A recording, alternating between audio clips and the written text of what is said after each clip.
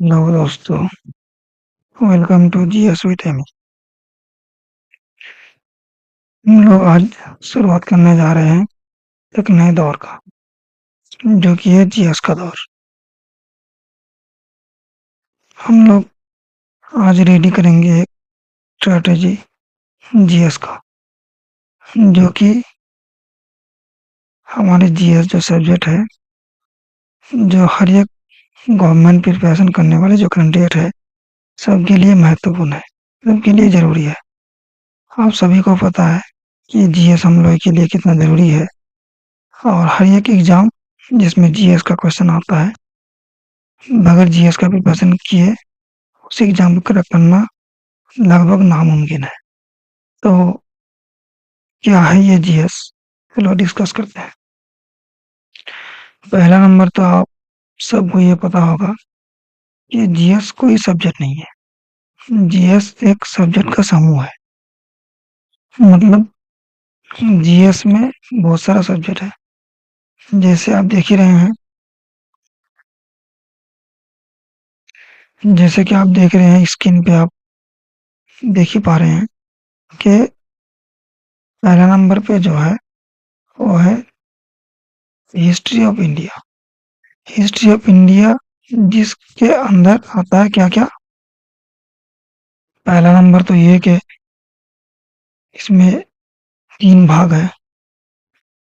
पहला number ancient history, दूसरा number medieval history और तीसरा नंबर मॉडर्न हिस्ट्री। ये 3 पार्ट है हिस्ट्री में। तो आपको जो अच्छा लगे, इन तीनों पार्ट में से जो अच्छा लगे, आप उससे स्टार्ट करें। ऐसा नहीं कि आपको एंशिएंट अच्छा नहीं लग रहा तो एंशिएंट से स्टार्ट है तो आपको एंशिएंट ही करना है, ज़रूरी नहीं। आप कुछ भी कर सकते हैं।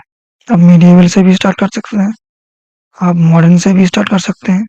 आप एंशिएंट अगर आपका पसंदीदा है, आप अगर पसंद करते हैं, आप अगर चाहते हैं कि आप एंशिएंट से शुरू करें, अगर आपको समझ आता है तो आप एंशिएंट से भी कर सकते हैं, कोई दिक्कत नहीं। दूसरा नंबर जो है वो है इंडियन ज्योग्राफी। तो इंडियन ज्योग्राफी में हम लोगों को सिर्फ इंडियन ज्योग्राफी पढ़ने से नहीं होगा। इंडियन ज्योग्राफी के साथ हम लोगों को वर्ल्ड ज्योग्राफी भी पढ़ना पड़ेगा। हम लोगों का सिलेबस जो है लगभग इंडियन ज्योग्राफी है, लेकिन कुछ-कुछ क्वेश्चन आ जाता है जो वर्ल्ड ज्योग्राफी से है। तो वर्ल्ड ज्योग्राफी हम लोगों का जो है वो हम लोगों का माइनर है। मेजर जो है हम लोगों का वो इंडियन ज्योग्राफी है। तो इंडियन ज्योग्राफी। तीसरा नंबर जो है, तीसरा नंबर है इंडियन पॉलिटी। इंडियन पॉलिटी में जो हम लोगों को पढ़ना है वो हम लोगों का जो कॉन्स्टिट्यूशन है, हम लोगों का जो संविधान है, हम लोगों का संविधान में क्या-क्या चीज़ें हैं, यही चीज़ ज़्यादातर पढ़ना है। वैसे देखें तो पॉलिटी में बहुत ज़्यादा कुछ चीज़ें हैं, जो चीज़ें कॉन्स्टिट्यूशन में नहीं है। कॉन्स्टिट्यूशन एक पॉलिटी का पार्ट है। ये पॉलिटी नहीं है, ये पूरा पॉलिटी नहीं है। पॉलिटी का एक पार्ट है जो कि कॉन्स्टिट्यूशन है। और ये कॉन्स्टिट्यूशन जो हमारे देश चलाने के लिए जो बहुत ज़्यादा महत्वपूर्ण है, बहुत ज़्यादा ज़रूरी है। ये सब बेसिक चीज़ें हम लोगों को जानना है। जैसे कि मान के चलिए लोकसभा में कितनी सीटें हैं, राज्यसभा में कितनी सीटें हैं, या फिर लोकसभा में जो बिल पास होते हैं वो कैसे होते हैं। फिर अगर देखें कि हम लोग का जो जुडिशरी सिस्टम है वो कैसे चलता है, हम लोग का संविधान, हम लोग का देश चलने के लिए क्या-क्या चीज़ें ज़रूरी है, यही चीज़ें हैं। फिर यही चीज़ हम लोग को पढ़ना है। उसके बाद वाला जो चीज़ है वो है इंडियन इकोनॉमी। इंडियन इकोनॉमी, अगर हम लोग इकोनॉमी को डिवाइड करें तो इकोनॉमी का दो पार्ट होता है। एक होता है माइक्रो इकोनॉमी और एक होता है मैक्रो इकोनॉमी। मैक्रो इकोनॉमी, लेकिन हम लोगों को ये माइक्रो इकोनॉमी जो है ये नहीं पढ़ना है। हम लोगों को सिर्फ मैक्रो इकोनॉमी पढ़ना है। क्यों? क्योंकि माइक्रो इकोनॉमी जो है वो इंडिविजुअल के लिए है, वो एक-एक पर्सन के लिए है, और मैक्रो इकोनॉमी जो है वो एक पूरा नेशन के लिए है। तो हम लोग को नेशन वाइज़ जो चीज़ें होता है उसको पढ़ना है। जैसे मान के चलिए नेशनल इनकम हुआ, जीडीपी हुआ, उसके बाद जो है मान के चलिए पॉवर्टी हुआ, उसके बाद मान के चलिए अनएम्प्लॉयमेंट हुआ। ये सब चीज़ें हम लोग को पढ़ना है, जो नेशनल लेवल पे होता है। जैसे इन्फ्लेशन हुआ, टैक्सेशन हुआ, टैक्स सिस्टम हुआ, तो ये सब चीज़ें पढ़ना है। बाकी उसके बाद हम लोगों को जो पढ़ना है, वो है जनरल साइंस। जनरल साइंस में 3 पार्ट है। 3 पार्ट क्या? फिजिक्स है, दूसरा नंबर केमिस्ट्री है और तीसरा नंबर जो है बायोलॉजी है। आप लोग ये सोचते होंगे कि इतना सारा सब्जेक्ट, उसमें भी जनरल साइंस का 3 पार्ट, तीनों पढ़ना है।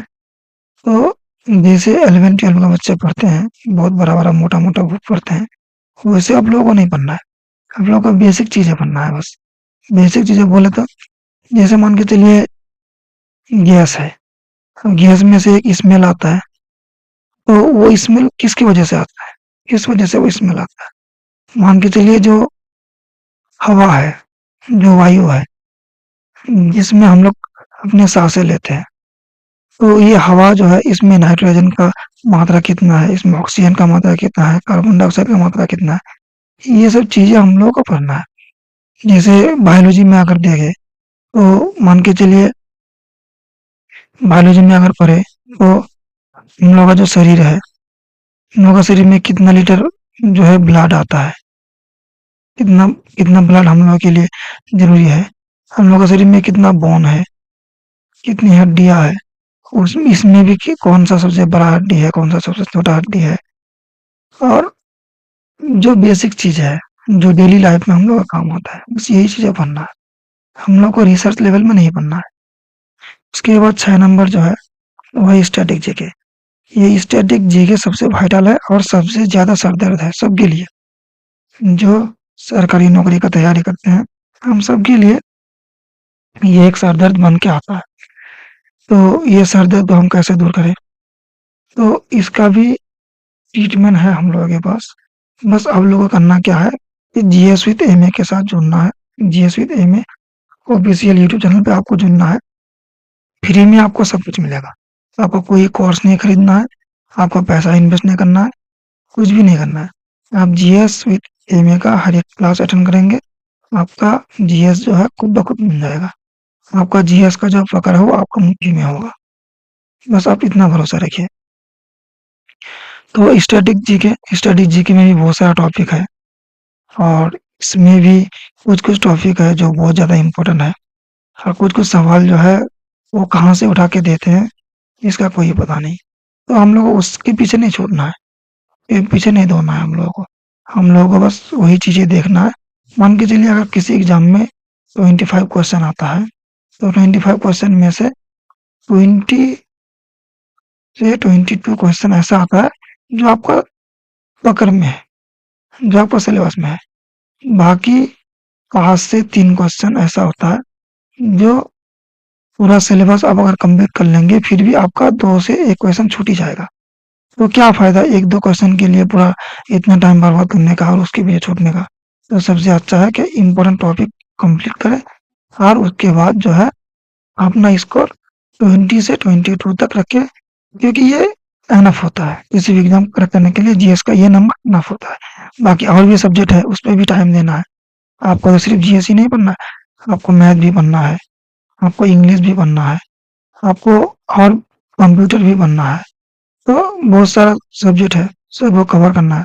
तो उसके साथ-साथ इसमें इतना टाइम देने का कोई ज़रूरत नहीं, आपको बस लेके चलना है। उसके बाद जो है करंट अफेयर्स, ये बहुत इंटरेस्टिंग सब्जेक्ट है। ये बस डेली लाइफ में हम लोग का क्या-क्या होता है, ये नेशनली और इंटरनेशनली दोनों ही पढ़ना है।